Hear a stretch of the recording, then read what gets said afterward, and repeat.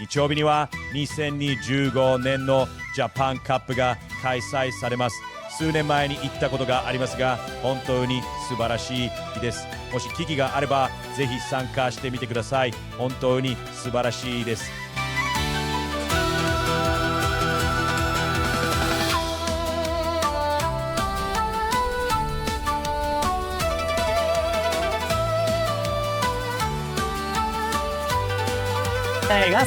ジャパンカップのジャパンプの飛びはもうで中大ますか。準決勝まで来たというついです。Let's try and find this winner of the 2025 Japan Cup. What I'm going to do first is I'm going to talk about the factors, not only for the race, the history of the race, but also the horse. So I've narrowed it down to the top 8 factors, which I'm going to go through in a minute. Then I'm going to narrow it down to 2. I've got 2 good bets. I really like this race. I've got 2 good bets in the race, 2 chances that I'm going to bet. Let's get into the factors. Righto, number 1, distance. Obviously, the Japan Cup's over 2,400 metres. Running a strong 2,400 metres, like any race in Australia, is extremely important at these high Group 1 levels. You have to run the distance strong. Number 2 is running style. So that's the races at the Tokyo Racecourse, big straight, like Flemington, 525 metres home straight. So you got to be strong down the straight, and it's very, very hard to lead like at Flemington. You want to be sitting off pace and you want to be charging down the centre. So acceleration is very important, but getting a bit of cover, getting out and going bang down the straight. Only one leader in the last 20 or one on pacer in the last 20 has got the money. So that's the place to be. Number 3, the lead-up races I've got there, but it's really only one that has dominated, and that's the Tenno Sho Autumn. The Tenno Sho Autumn, which is 2,000-metre race that's run four weeks prior to the Cup, that is the one. 7 of the last 10 winners have come out of the Tenno Sho Autumn. Number 4 is age. This stat is remarkable. So the last 20 years of the Japan Cup, the winners have all been aged 3, 4 or 5. So no horse has won age 6 or more, but not only have they not won for the last 10 or so years, they haven't even run a hole. So nothing over 6 has run a hole for, I think, about the last 14 years. Number 5, an obvious one, is class. You've got to have won at Group 1 level or be at least very, very competitive at Group 1 level. These big-time races, and the Japan Cup is certainly one of them, are not won by roughies or coming out of races where it's a little bit, how's your father? These are Group 1 races, whether it be an ARC, a big race over in Europe, or the Japan Derby, or the quality Group 1 races in Japan. Number 6 is breeding. And this is another very, very interesting stat. And it's all about one horse, and that one horse is Sunday Silence. So basically for the last 2 decades, every horse that's won the Japan Cup has had Sunday Silence bloodlines. So Sunday Silence was a US horse that was brought over to Japan and has really elevated, especially the middle distance to staying types in Japan. And that is why they are so strong, because so many horses carry this Sunday Silence bloodline. Number 7, jockey. Big thing in Japan is not only their local jockeys, but the international jockeys, like a Huey Bowman who won one on a roughie about 5 years ago. But Christophe Lemaire, he's won 4 of the last 10 years. So international jockeys, a lot of Japanese trainers employ the top international jockeys, your Ryan Moores, your Christophe Lemaire's. Your J-Mac we don't see this year. Huey's ridden one, as I say. There's not many Aussies apart from Damien Lane who have gone over there. But either top Japanese jockey or top international jockey. And number 8, and very important, like in Australia, is the trainer. The last 20 Japan Cups have all been won by Japanese trainers. It's very, very hard to bring horses across and win the Japan Cup, because the Japanese have such strong middle distance and staying horses. So you want a local top Japanese trainer to take out this year's Japan Cup. Righto, let's talk about the key chances, because I've narrowed it down to 3. I think there's 3 clear horses. 2 of them I want to back, 1 of them I don't want to back. The rest I'm not going to talk about. They've got chances, obviously. Anything can win. But I just want to talk about the horses that I want to be on. Let's go to my top pick, which is Masquerade Ball. Let's go and have a look at the 2025 Tenno Sho.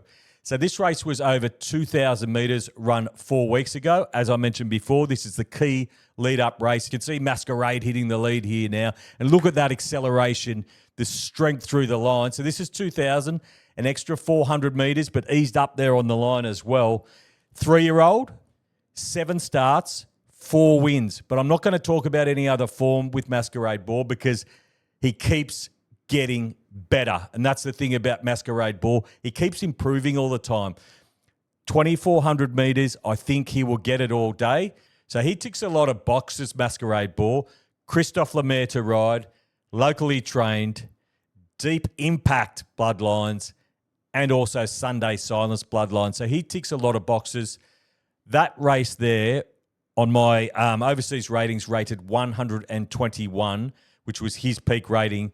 And he, as I said, he keeps improving, and I'll talk about the odds later. So let's go to my second pick, Cruder Nord. This horse is an absolute beast. I want to talk about his last 4 starts, Cruder Nord. We're going to go a bit deeper into the form here. So on the 20th of April, over 2,000 metres, he ran second in the Satsuki Show, 2,000-metre race. I'm not going to show you the race, but what I want to tell you in that race, the horse that ran third was Masquerade Ball. Then we go to the Japanese Derby, which was over 2,300. Let's go to the tape and have a look at the Japanese Derby, and you'll see Cruder Nord hitting the lead here and really going away, and you'll see Masquerade Ball in the pink cap running home for second.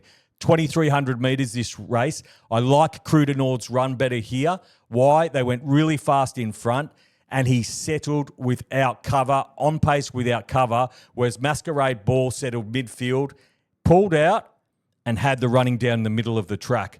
Great run from Cruder Nord, and shows that both those horses as well can run a strong 2,400. They were very, very strong through the line. Rightio, that's his last 2. Let's have a look at his second last run. What they did, they took him over to France. They took him over and had a lead-up run. His main goal in France was winning an arc. So the lead-up run was on the 14th of September at Longchamp, 2,000-metre race.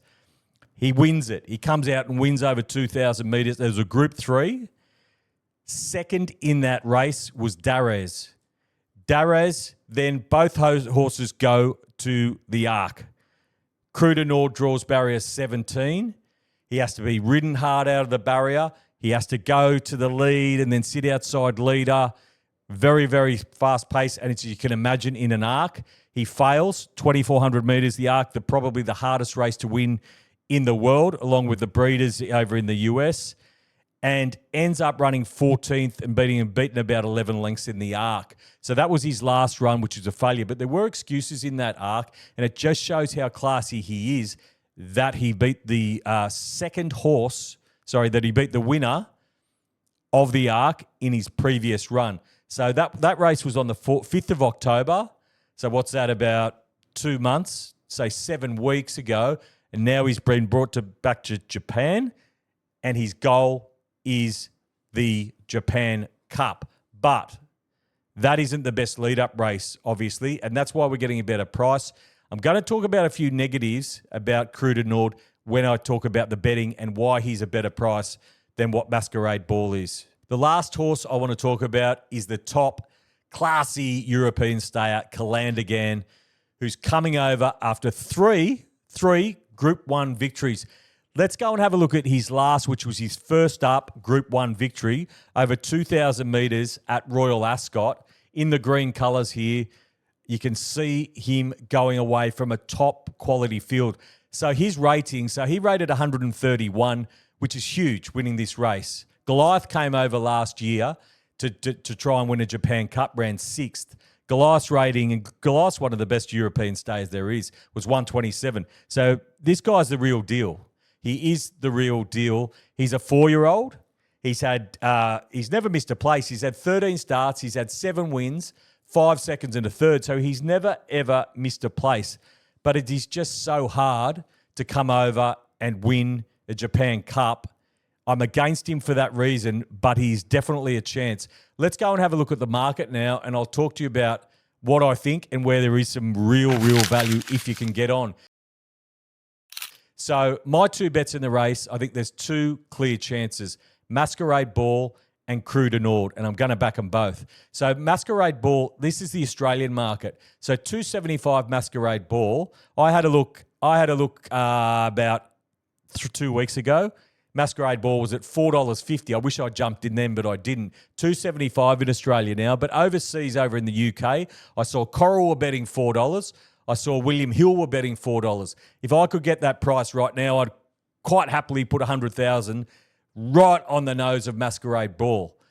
I think anything above 250, I wouldn't take less than 250 Masquerade Ball, but I think 275 is still slight overs. Let's talk about Calandagan. $4.50. I think he will be better than that on the Japanese tote. I think you'll get $6, around $6 on the Japanese tote.